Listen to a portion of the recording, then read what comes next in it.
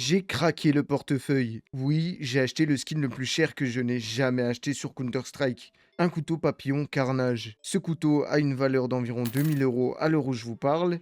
Et ça peut paraître aberrant pour certaines personnes. Comment des pixels peuvent-ils coûter aussi cher? Comment des gens peuvent-ils acheter un élément dans un jeu vidéo qui, en plus de ça, ne vous apporte aucun avantage à un tel prix? Et surtout, comment fonctionne ce système? C'est ce qu'on va voir dans cette vidéo. Mais tout d'abord, moi c'est Suki, j'espère que tu vas bien. Moi ça va nickel. Pose-toi confortablement devant cette vidéo si tu souhaites en apprendre plus sur les skins Counter-Strike. Et je te souhaite une bonne vidéo. Il y a environ 1 an et demi, j'ai commencé à jouer à Counter-Strike. Enfin, un peu plus, mais je ne jouais que de temps en temps. C'est vraiment au début de l'année dernière, en 2024, que j'ai commencé à m'allumer sur le jeu. Et à ce moment-là, jamais je n'aurais pensé dépenser une telle somme dans des skins sur un jeu vidéo. Faut dire ce qui est, je ne gagnais pas énormément d'argent avec mon travail, donc j'avais pas forcément les moyens. Bon, c'est toujours le cas, j'ai toujours pas une paye de Premier ministre. Et je me disais que ça servait à rien d'acheter des skins si j'étais aussi nul au jeu. Et je pensais comme ça parce que j'ignorais comment ces pixels peuvent atteindre une telle valeur. Je me disais,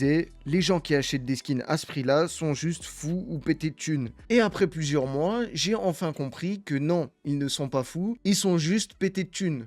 Alors pas des skins comme les miens, parce que les miens sont raisonnables comparés à d'autres. Laissez-moi vous expliquer comment ce marché a été mis en place.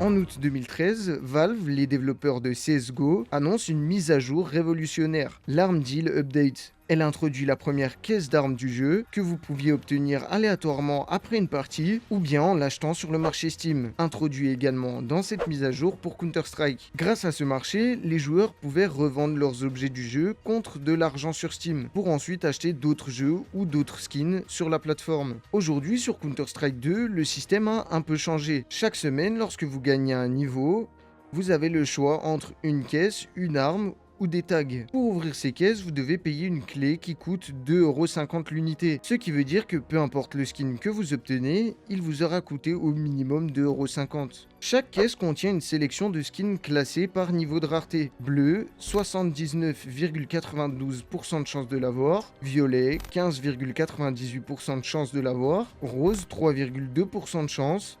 Rouge, 0,64%. Jaune, le plus rare, qui sont les couteaux ou les gants, 0,25% de chance. Évidemment, plus un objet est rare, plus il aura de la valeur. Mais attention, ça veut pas dire que tous les skins de rareté jaune coûtent plus cher que le skin de rareté rouge, car d'autres critères influencent le prix comme la beauté du skin et la caisse dont il provient. Prenons l'exemple du premier skin d'AK-47 ajouté à CSGO, l'AK-47 Case Hardened. Ce skin de rareté rose coûte aujourd'hui environ 300 € en neuf. Et si vous avez été attentif, vous avez peut-être remarqué un mot qui a attiré votre attention, le mot neuf. Oui, sur Counter-Strike, les skins ont un état d'usure. Les différents états sont marqués par les combats, le plus usé, bien usé, testé sur le terrain, légèrement usé et sorti d'usine ou factory new pour les moins usés. Chaque état a une probabilité d'être obtenu en ouvrant une caisse. Par exemple, les skins factory new ont seulement 4 à 6% de chances d'apparaître. Cela veut dire que pour la K47 Case Hardened, vous avez 0,8% de chance de l'obtenir car vous avez 4 skins de rareté rose par caisse, puis 4 à 6% de chance qu'elle soit factory new. Donc en réalité, vous n'avez que 0,032% de chance de l'obtenir en factory new. Et rien que pour ça, on comprend beaucoup plus les réactions que les joueurs ont lorsqu'ils ouvrent une AK-47 Case Hardened. Oh, oh my god! Oh my god! Oh my god! Plus le skin est neuf, plus il coûte cher car il est plus rare et plus beau. Sauf quelques exceptions bien sûr. L'usure d'un skin est déterminée par un élément appelé le float. Par exemple, un skin factory new a un float compris entre 0 et 0,07. Plus le float est proche de 0, plus le skin est neuf. Et comme le float est généré aléatoirement à chaque skin, chaque skin est unique. Mais Valve a ajouté un élément qui rend un skin encore plus unique et plus précieux, le stat track. Le stat track, c'est ce petit écran que vous voyez sur l'arme, affichant le nombre de kills réalisés avec. Cet ajout rend un skin encore plus rare car il n'a que 10% de chance d'apparaître sur votre arme. Prenons notre AK-47 Case Hardened, 0,8% de chance de l'avoir, 6% de chance qu'elle soit factory new, 10% de chance qu'elle soit stat track, ce qui nous donne 0,0048% de chance de l'avoir en factory new stat track. soit une chance sur 191 878 caisses. Ouais, d'accord, allez, on n'a pas le temps. Mais il y a encore quelque chose que je vous ai pas dit. Certains skins Counter-Strike possèdent leur pattern. Il s'agit d'une variation esthétique du skin. Le nom reste le même, mais l'esthétique change. Pour mieux comprendre, prenons exemple avec un skin Fortnite. Si vous achetez un skin dans la boutique, il sera exactement le même que celui de votre ami. En revanche, sur Counter-Strike, les patterns fonctionnent différemment. Chaque skin à pattern est généré à partir d'une texture appliquée sur un carré, puis découpée aléatoirement sur l'arme. Le pattern peut être orienté différemment à chaque fois, ce qui signifie que votre skin a très peu de chances d'être identique à celui d'un autre joueur dans votre partie.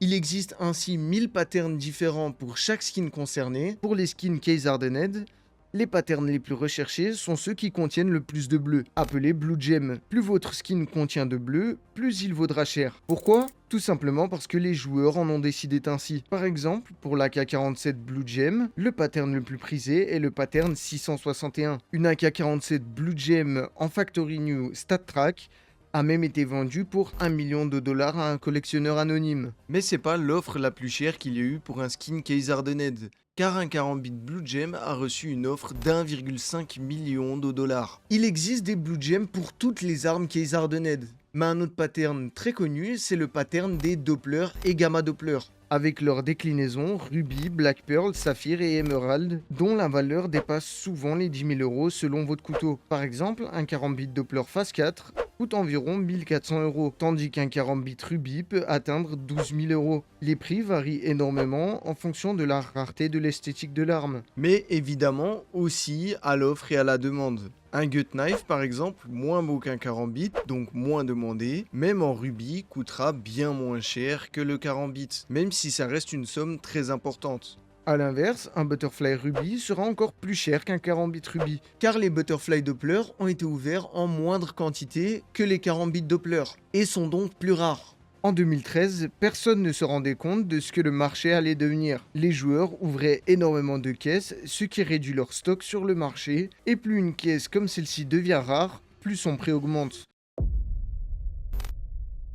Aujourd'hui, presque 12 ans plus tard, la première caisse contenant l'AK-47 Case Hardened coûte environ 100 €. Pourquoi ? Parce que vous ne pouvez plus obtenir cette caisse en jouant. Elle est devenue de plus en plus rare et les skins qu'elle contient sont très recherchés. Enfin, vous ne pouvez plus l'obtenir en jouant, c'est un gros mot. Vous avez 1% de chance d'obtenir une caisse rare, donc une caisse qui n'est pas dans la rotation des caisses que vous pouvez obtenir chaque semaine. Et la rotation actuelle est composée de la Kilowatt, la Recoil, la Fracture, la Dream Main Nightmare et la Revolution Case. Mais dans ces caisses rares, vous avez 31 caisses. 31 caisses qui ne valent pas toutes 100 €. Donc vous avez une chance sur 31 qui est déjà dans 1% de chance d'être obtenue, ce qui vous donne 0,032% de chance d'avoir la première caisse droppée gratuitement dans votre récompense de la semaine. Plus tard, Valve ajoutera les caisses d'armes souvenirs que vous pouviez recevoir uniquement pendant les grands événements e-sport de Counter-Strike. La plus connue est la collection Cobblestone avec sa magnifique Dragon Lore valant aujourd'hui plus de 11 000 € en état neuf. Vous avez également la possibilité d'obtenir des skins d'armes souvenirs en regardant les matchs e-sport se jouant lors des Majors, des IEM ou de la DreamHack, qui sont les 3 grands événements de Counter-Strike durant l'année. Ces skins possèdent 2 stickers commémorant le match lors duquel vous avez reçu votre skin, et une Dragon Lore souvenir neuve coûte aujourd'hui 400 000 €. À l'époque, c'était beaucoup moins cher. Vous pouviez trouver des AWP Dragon Lore pour 400 €. Aujourd'hui, c'est 11 000 € ou plus. Mais d'ailleurs, j'y pense, je vous ai pas parlé des capsules de stickers. Les capsules de stickers, c'est exactement le même principe que les caisses d'armes, mais avec des stickers que vous pouvez coller sur vos armes. Ça permet de rajouter une petite touche de personnalisation sur votre arme, mais certains de ces stickers coûtent une somme astronomique. Comme par exemple les High Buy Power des IEM Katowice 2014, les Titans du même tournoi et les Reason Gaming du même tournoi également. Ces stickers là de base coûtent déjà un certain prix, mais maintenant vous avez également différentes raretés. Les plus rares sont les holographiques qui peuvent coûter entre 40 et 80 000 $ pour les Titans holographiques.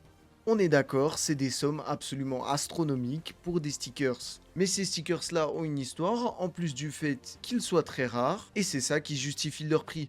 N'oubliez pas que sur Counter-Strike, si vous achetez un skin 400 €, vous pourrez le revendre ensuite. Sur Valorant par exemple, vous allez acheter un pack de skins 100 €, mais vous ne pourrez jamais le revendre. Si vous achetez un skin 500 €, vous pouvez bien évidemment perdre de l'argent, mais dans la majorité des cas, vous allez soit le revendre plus cher, ou alors le revendre à peu près au même prix auquel vous l'avez acheté. Moi, je trouve ça juste incroyable d'avoir développé un marché des skins aussi énorme sur un jeu vidéo. Vous avez sans doute remarqué que tous les prix que je vous ai annoncés ne correspondent pas aux images affichées. C'est tout simplement parce qu'aujourd'hui, le marché est anormalement élevé. Certains skins valaient une centaine d'euros de moins. Alors je m'y connais malheureusement pas assez pour répondre à votre question, si vous me posez la question pourquoi il est anormalement cher à l'heure actuelle, mais je peux émettre une hypothèse, et pour ceux qui savent, vous me corrigerez dans les commentaires si elle est fausse. Je pense que le marché est anormalement élevé pour plusieurs raisons. La première, les IEM viennent de se terminer, et Vitality, l'équipe qui représente la France, a gagné. Deuxièmement, l'arrivée de la saison 2 a rebooster les joueurs, les incitant à rejouer. D'ailleurs, rejoignez-moi sur Twitch, le lien est dans la description, je stream très souvent en ce moment. Troisièmement, une hype dans les pays francophones a également été observée, grâce au casting de Link et Terracid aux IEM pour Vitality, ainsi qu'au soutien de Squeezie, Gotaga, Brox, Inoxtag, JL Tommy, etc. Donc les prix ont légèrement augmenté pour certains skins, et pour d'autres ont explosé. Évidemment, si vous commencez Counter-Strike et que vous désirez des skins, je peux vous conseiller un peu, mais je vous préviens, je suis absolument pas un professionnel et je ne vous incite en aucun cas à dépenser votre argent là-dedans en espérant y tirer profit ou en pensant que c'est un investissement. N'oubliez pas que vous n'êtes pas à l'abri d'un crash du marché, donc achetez des skins uniquement pour en profiter sur le jeu, sans penser à la rentabilité ou aux bénéfices que vous pourriez en tirer. Espérez déjà le revendre au même prix que vous l'avez acheté lorsque vous en avez marre.